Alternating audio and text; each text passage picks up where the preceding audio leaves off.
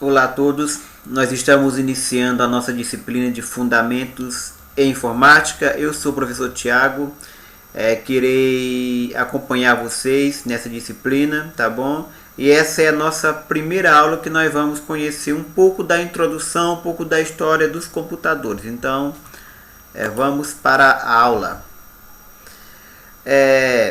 Quando eu penso em computador, quando me vem o termo de informática, melhor dizendo, né? A primeira coisa que me vem na mente é um computador. Então, se vem aquela pergunta, qual a necessidade do computador? Porque o computador ele foi criado. Bem, o computador, primeiramente, ele foi criado lá na Segunda Guerra Mundial, né, com propósito militar de calcular mais rápido os códigos que eram transmitidos, né? O computador ele foi muito importante na Segunda Guerra, né? Que ajudou a América a vencer os nazistas.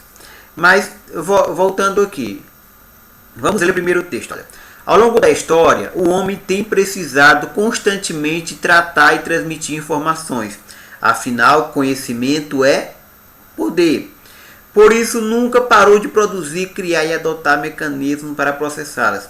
A informática nasceu para auxiliar o homem nos trabalhos de precisão rotineiros e complexos, exaustivos e repetitivos, na sua maioria ligados a áreas de exatas e gerenciamento. Vamos lá, gente, olha. Sempre houve a necessidade do ser humano, da humanidade, era se comunicar entre si. E um exemplo bem prático era os índios se comunicavam por sinal de fumaça, ou até que mesmo nas pinturas rupestres lá do Parque Nacional Serra da Capivara. A humanidade ela sempre precisou transmitir, compartilhar conhecimentos. E hoje nós estamos vivendo a era digital, né? Graças a essa transmissão de conhecimento, porque como o texto diz, afinal, conhecimento ele é poder, né? E o computador ele proporcionou as informações ficarem mais acessíveis. Porque um computador hoje, ele não é mais um desktop, um PC que está na mesa. É um notebook, um netbook, um tablet, seu smartphone, que provavelmente você está vendo essa aula, uma calculadora, tudo isso é um computador. Vamos lá para o segundo texto. Olha. Um computador é uma máquina composta de elementos físicos e lógicos, capaz de realizar uma grande variedade de trabalho com alta velocidade e precisão, desde que o operador da mesma passa as instruções inadequadas, pois trata de um equipamento eletrônico que processa informações na forma de dados, podendo ser programado para realizar diversas outras tarefas. Foi constituído para desempenhar cálculos e operações lógicas com facilidade, segurança e rapidez. Gente, olha, vamos lembrar, o computador ele processa dados. O computador na sua primeira ideia, no seu primeiro projeto, era fazer cálculos matemáticos. Então, um computador, ele desempenha alguma tarefa porque ele foi programado para isso. Mas como assim programado? É aí que nós vamos ver mais lá na frente uma coisinha que se chama programa, né? Que é o software do todo computador tem. Então, na mesma maneira que um mecânico, que um motorista não precisa entender de mecânica para dirigir um carro, eu não preciso entender de programação, porque o sistema operacional do computador ele vai fazer essa ligação entre mim, eu, o usuário, e a máquina, a parte física. Vamos entender aqui, o conceito fundamental do computador. No computador eu tenho a entrada de informações, né, que no caso a entrada de dados, melhor dizendo. Eu tenho o processamento e eu tenho a informação. O processador ele é uma máquina lógica. Como assim lógica? O processador ele só entende números. Melhor dizendo, ele só entende bits, bytes. Só entende 0 e 1. Essa é a língua do computador, 0 e 1. Aí, só que lá dentro do computador faz o processamento de dados, né? O teclado faz isso pela gente. Que eu digito, por exemplo, eu vou digitar o nome celular. O teclado ele vai digitar um algoritmo lá em vários zeros e um, né? Que vai significar o nome celular. O computador vai entender que eu estou pedindo para digitar o nome na tela do celular e vai aparecer na tela do usuário, no caso vai sair a informação. Olha, no computador a gente tem a entrada, né? Ela se refere a algum dado de entrada, de processamento, são valores onde o processo irão atuar. Por exemplo, como eu disse, quando a gente clica em algum arquivo. O processamento, como o nome já diz, é onde os dados da entrada, né, serão processados para gerar um determinado resultado. Que resultado seria esse? A saída, a informação. E a saída é simplesmente o resultado do processamento, né? Podendo ser impresso no papel, armazenado, ou até mesmo servir como entrada para outro dispositivo. Então, quando eu vou copiar uma coisa simplesinha, né, que a gente pega uma coisa do computador ou de um pendrive e transfere para o outro, né, ele passa por todos os processos, né? A informação entra, o computador processa, e depois a informação é saída como resultado. Então, nós temos a entrada, que é o processamento de dados, é o dado, né, entrada de dados. Processamento, o que é que o processamento está processando? Ele está processando a entrada de dados. E a saída de quê? A saída do processamento da entrada de dados. Vamos lá. Só um minutinho. Pronto. Em um PC a gente tem essas três características, né? Hardware, software e paperware. Como assim? Nós temos a parte física, o hardware, né? Que é essa parte física? É um teclado, é um mouse, é uma impressora, é um monitor. É aquilo que eu posso tocar. Então, problema de parte física. E nós temos software, que é o que é software? Software é os programas, é aquilo que eu não posso ver, é aquilo que eu manipulo, mas quer dizer, é aquilo que eu manipulo, mas não posso tocar, melhor dizendo, parte lógica. Olha, e vale lembrar, dentro do software nós temos, ele é dividido assim em duas partes. Nós temos o sistema operacional, né, que ele vai controlar todo o PC, todo o computador, toda a máquina, né. Seu celular tem um Android, o Android é um sistema operacional. E nós temos o software utilitário, que é os programas, que é os aplicativos, tá bom? Então, assim, o editor de texto, Paint, algum outro programa que você vem usar para editar fotos, ele é um software utilitário. E nós temos o usuário. Quem é esse usuário? Paperware, né? Que é a pessoa que utiliza. Então, tem esse conjunto bem básico aí que dá para entender, né? Parte física, parte lógica e usuário, cada um seus termos. Isso aqui é muito importante. Olha, vamos agora aqui falar um pouco da geração de computadores, né? Nós temos a primeira geração, que é de 1940 a 1952, né? Aqueles computadores primeiros eram construídos com válvulas e ele ocupava um espaço muito grande, né? A sua primeira função, como eu já falei anteriormente, né, era propósitos militares. Então, computadores eram gigantescos, não tinha monitor, eram várias luzes, válvulas que ia piscando assim, e os programadores eram manualmente, era tirando o cabo aqui, conectando em outro local, tirando aqui, conectando em outro local, né? Então, uma pessoa só não operava o computador ele era montado em um espaço aproximadamente, vamos dizer, de uma sala de aula, né? Ou quem sabe do seu quarto. Não, seu quarto ainda é pequeno. O primeiro computador ele era muito grande. Vamos lá, nós temos a segunda geração, né? Que vai de 52 a 64, né? Que ele substituiu a válvula pelo transistor, né? A chegada do transistor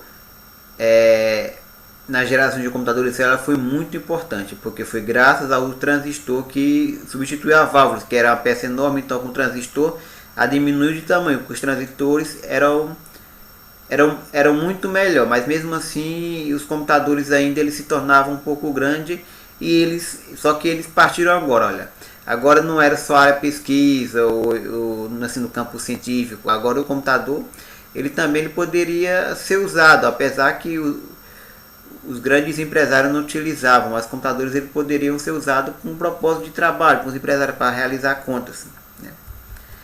Nós temos a terceira geração de computadores. Essa terceira geração ela é 64, 71, né? Que é o circuito integrado. Nós temos as válvulas foram substituídas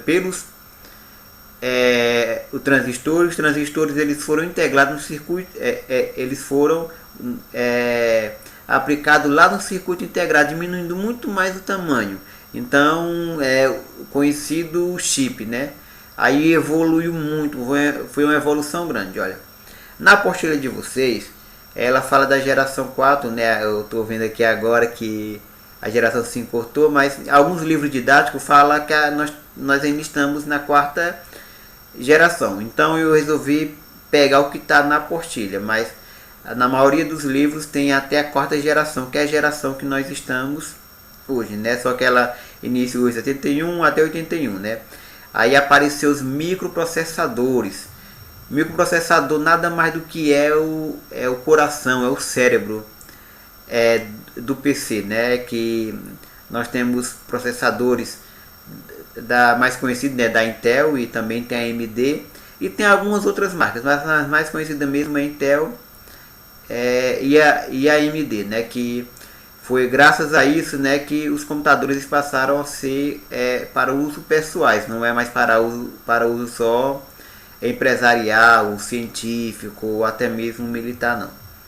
E voltando aqui, como eu disse, eu conheço até a quarta geração, mas tem a quinta geração, que é essa última, que é de 81 a 92, que a apostila ela está um pouco desatualizada nesse termo, mas nós temos notebooks, aqui nós poderíamos colocar smartphones, poderíamos colocar os tablets e outros dispositivos portáteis, que é o que está em grande escala de venda, né? Olha, aqui eu tenho eu quis colocar essa imagem só para vocês verem como os computadores não evoluíram com o passar do tempo, né? A gente vê o computador lá de 84, ele era bem simplesinho, bem feinho, e lá para 2004 que eu considero que melhorou, né? Que quando a acessão dos notebooks chegaram, né? Esse daí foram os primeiros computadores pessoais e caros, esses computadores. Olha, agora vamos falar um pouco aqui dos componentes de um computador. O computador, nós temos nele o gabinete, a placa-mãe, a memória, né? Isso daqui eu estou resumindo a apostila, mas eu aconselho, vocês devem ler a apostila para a melhor aprendizagem de vocês, para a melhor fixação. Então vamos lá, nós temos o gabinete. O que é gabinete, né? Gabinete é onde está instalado tudo. Ele é a casa do processador, da placa-mãe, da memória. Ele é onde está tudo. Nós temos a placa-mãe. O que é a placa-mãe já diz, é uma placa que recebe todas outras, né? Então, placa-mãe. Por que placa-mãe? Porque a memória RAM está acoplada na placa-mãe, o processador está acoplado na placa-mãe, o HD está conectado na placa-mãe, e a placa-mãe está dentro do gabinete. Olha que interessante. E nós temos o processador. Como eu disse, o processador ele é o coração, ele é o cérebro, né? O mais importante na hora de você comprar um computador não é a quantidade de HD que ele pode armazenar, não é a quantidade, a memória, que é importante a memória, mas o mais importante é o processador, né? Que ele é um pequeno chip, mas ele faz muita diferença. E nós temos a memória, né? Olha, a memória, nós temos a memória RAM, né? Que é a memória volátil. Como assim volátil? Volátil é assim, aquela memória que vai armazenando no cache, vai armazenando pequenas informações para sua navegação no PC, né? Ela se tornar um pouco melhor, mais rápida. Só que quando você desliga o computador, ela apaga tudo aquilo ali e volta novamente. Seu celular também ele trabalha desse jeito, né? E tem a memória ROM, né? Que essa memória ROM ela já vem arquivos pré-definidos de fábricas que não podem ser apagados, né? E além dessa memória nós temos a memória externa, né? Porque não está falando que nós temos uma memória externa. Com memória externa é um pendrive, a memória externa, né? A memória expansiva, né? O HD também ele é um tipo de memória. Vamos lá, e o software. O software é um agrupamento de conjunto escrito em uma linguagem de programação. Esses comandos ou instruções criam as ações e permitem seu funcionamento. Cada ação é determinada por uma sequência. Cada sequência se agrupa para formar propaganda em si. Esses comandos se unem criando um programa complexo. Vamos lá, o que é software? Software é programas, é um sistema operacional, é um Word, é um navegador Google Chrome, é o Photoshop, eu não sei se você conhece, talvez é o CorelDRAW, é o Pentium. Tudo isso daí é o sistema operacional Windows 10, é um software. Tudo isso é um software, né? Ele vai ter várias funções, o software, né? Ele que faz ser interessante, porque o computador sem um software, ele não ia ser muito interessante, né? Porque é através do software que você vai poder jogar, você vai digitar um texto, você vai fazer um cálculo, vai editar uma imagem, um vídeo, ou vai ouvir uma música, acessar a internet. Então, ele tem essa função bastante importante, olha. E como eu disse, nós temos dois tipos. Quais os dois tipos? Sistema operacional e software aplicativo, né? O sistema operacional auxilia o usuário para passar os comandos para o computador. Ele interpreta nossas ações e transforma os dados em código binário que podem ser processados, né? E nós temos o software aplicativo, que é as aplicações, né? O Word, o Excel, o Paint, bloco de nota, calculadora, né? Os programas. E aqui, para terminar, um conceito bem importante, o drive dispositivo, né?